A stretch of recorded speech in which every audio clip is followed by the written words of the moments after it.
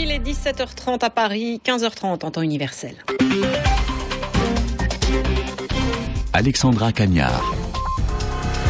L'actualité en 3 minutes avec la libération sous caution de Justin Koné-Katinan, le porte-parole de l'ex-président ivoirien Laurent Gbagbo. Il avait été arrêté par 2 fois au Ghana, accusé une première fois de crime économique, une seconde de meurtre commis dans son pays et que la justice ghanéenne ne peut juger. Elle étudie en revanche son éventuelle extradition vers la Côte d'Ivoire.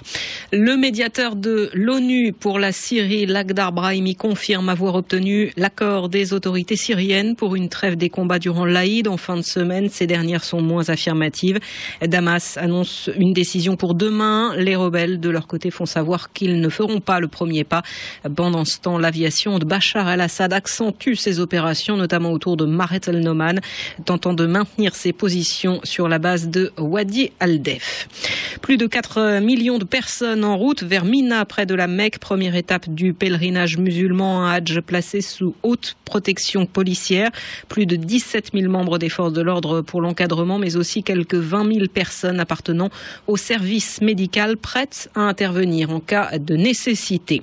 La création d'un fonds contre les plus démunis en Europe, proposition de la Commission européenne ce jeudi à Bruxelles, un fonds qui serait doté de quelques 2,5 milliards d'euros et ce jusqu'en 2020, destiné en priorité à l'aide alimentaire, mais aussi aux vêtements et produits de première nécessité pour les sans-abri et les enfants en situation de privation matérielle.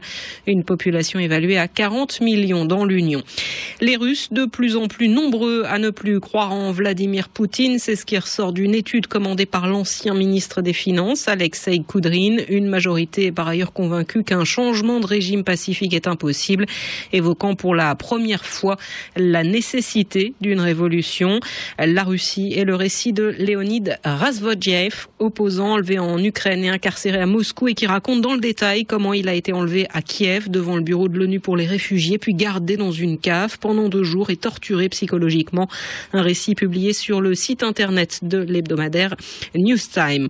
En France, début de la grève ce soir à la SNCF, préavis déposé par 4 syndicats. Les cheminots redoutent les conséquences sociales de la future réforme ferroviaire et de l'ouverture à la concurrence du transport des voyageurs. Vendredi, c'est Air France qui prendra le relais.